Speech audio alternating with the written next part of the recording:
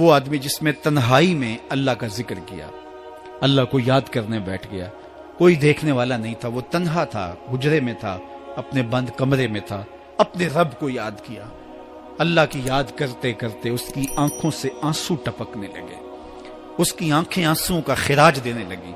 تو میرے اور آپ کے آقا و مولا نے فرمایا کہ یہ آنسو اتنے قیمتی ہیں، ان آنسوؤں کے بدلے میں قیامت کے دن اسے عرش الہی کا سایہ نصیب ہوگا، عرش الہی کا سایہ اسے نصیب ہوگا ان آنسوؤں کے بدلے میں۔ رومی علیہ رحمہ فرماتے ہیں جہاں پانی گرتا ہے وہاں سبزہ اگتا ہے، جہاں آنسو گرتے ہیں وہاں رحمت اترتی ہے۔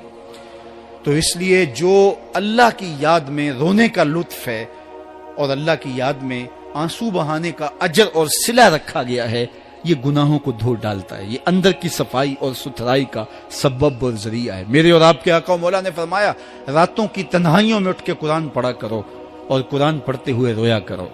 پھر فرمایا فَإِلَّمْ تَبْكُوا فَتَبَاكُوا، اگر رونا نہ آئے تو رونے کی کوشش کیا کرو۔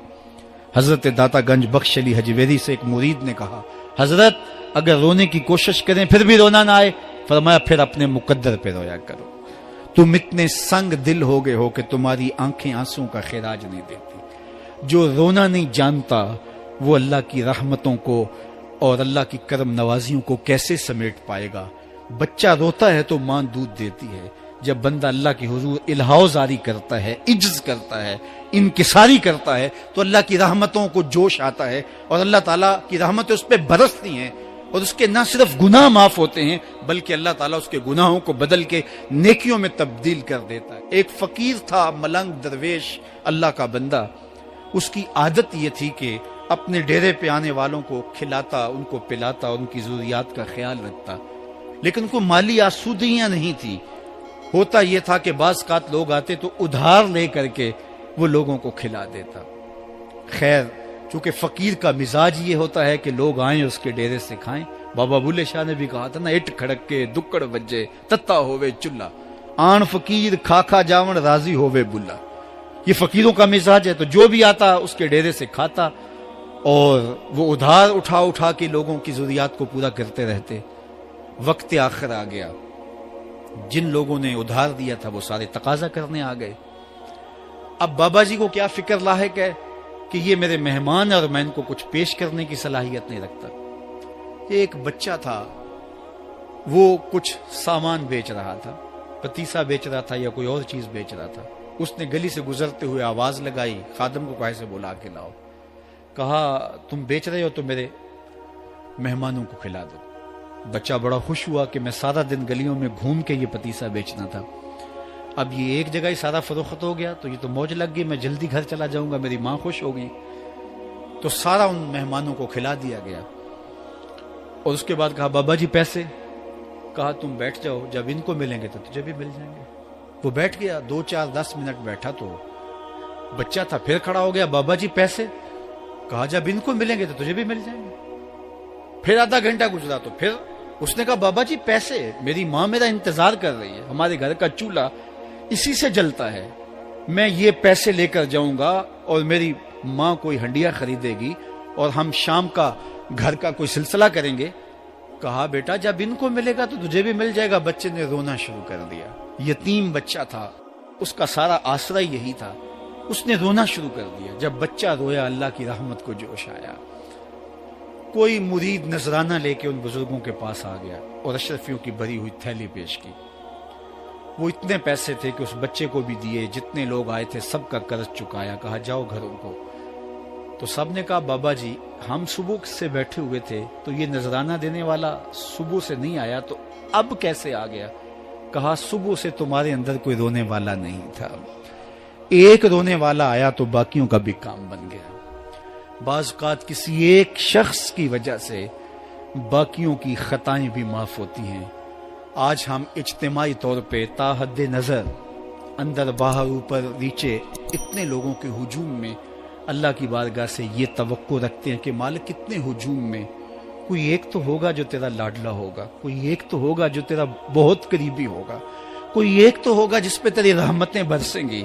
تو مالک اس کے صدقے سے ہماری خطائیں بھی معاف کر دے، ہمارے گناہ بھی معاف کر دے۔ کوئی ایک رونے والی آنکھ مل گئی تو باقیوں کا بھی کام بن جائے گا۔ اٹھ فریدا ستیا تے میلہ ویکھن جا، वत कोई बख्शिया मिल जावे ते तू ही बख्शिया जावे। मेरे मालिक हम सब की खताएं माफ कर दे, हम सब से दरगुजर फरमा और हम सब के बातन को सुथराइयां दे दे, हमारे अंदर को पाकीज़गियां दे दे। बहुत वक्त मैंने और आपने साहिब गुजार लिया, तेजी के साथ जिंदगी बीत रही है। मैं अगर अपने आप को देखूं तो मेरी जिंदगी कितनी बहारें काट चुकी है। अगर आप अपने आप को देखें, कोई 60 साल, कोई 20 साल, कोई 25 साल, जिंदगी तेजी के साथ गुजर रही है। बंदा जब सोचता है कि मैं 40 साल का हो गया हूं तो आगे मेरी जिंदगी के अगर 30 साल भी हैं तो 30 साल तो काफी हैं, लेकिन वो पीछे अगर पलट के देखे तो 40 साल यूं गुजर गए जिस तरह चुटकी बजाई जाती है।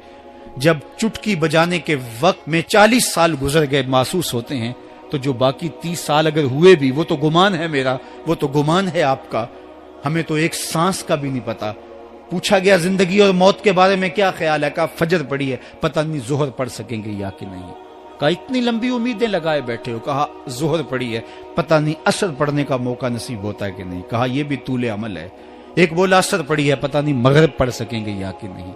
किसी ने कहा एक रकत पड़ी है, पता नहीं दूसरी रकत भी पढ़ना नसीब होती है या नहीं। कहा ये सब तुम्हारे मुंह की बातें हैं। मैं तो कहता हूं एक तरफ सलाम फेरा है, पता नहीं दूसरी तरफ सलाम भी फेर सकेंगे या कि नहीं। क्या मौत इतनी करीब नहीं है? हमने अपनी आंखों के सामने लोगों को जुदा होते यूं नहीं देखा है। हम कहते हैं इसकी खबर सुना रहे हो मौत की, ये तो मैंने अभी सब्जी वाली दुकान पे देखा था। लेकिन जब मौत आती है तो एक लम्हे का तकद्दुम और ताखुर नहीं होता। तो साहिब आइए अपनी जिंदगी को अल्लाह और उसके रसूल की राहों पे डालें। आज वक्त है, आज मौका है, आज तौबा का दरवाजा खुला है। कल सब कुछ नहीं होगा। आज उसकी रहमतें आवाज दे रही हैं। आज वक्त है, वक्त पर काफी है एक कतरा भी आबे खुश हंगाम का।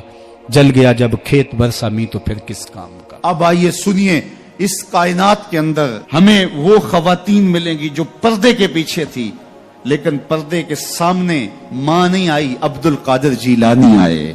मां पर्दे के पीछे थी, पर्दे के सामने फरीदुद्दीन गंजे शकर आए।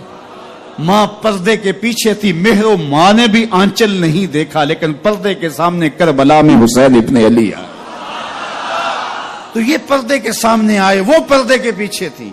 तो जब माएं पर्दे के पीछे हों तो फिर बेटे जो हैं वो पर्दे के सामने आके वो नक्श सबत करते हैं कि जो लोगों के जिंदगी के नकूश को जो है वो उजाल देते हैं और तकदीर बदल देते हैं। तो इसलिए माओं की जिम्मेदारियां घर संभालना है। जब माएं घर संभाल लेती हैं तो बेटे बहरो बर संभाल